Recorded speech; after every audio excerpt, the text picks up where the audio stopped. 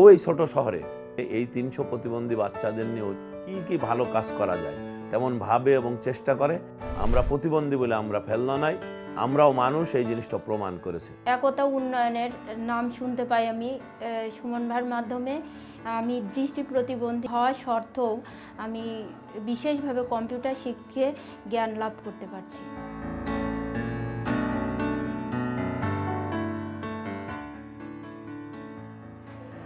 সবাই আমার সাথে সাথে বলো,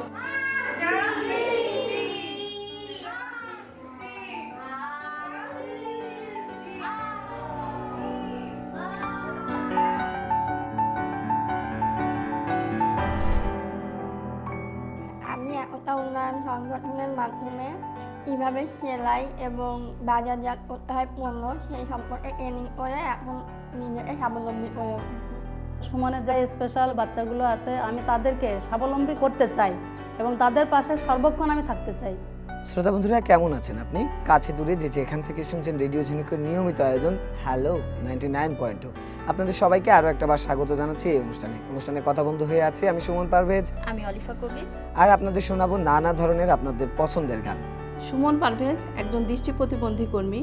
রেডিও ঝিনুকে জর্জ সফটওয়্যার ব্যবহারের মাধ্যমে ফিল্ডে সাক্ষাৎকার গ্রহণ, রেডিওতে অ্যাঙ্করিং, এডিটিংয়ের কাজে দক্ষতার সাথে কাজ করে যাচ্ছে।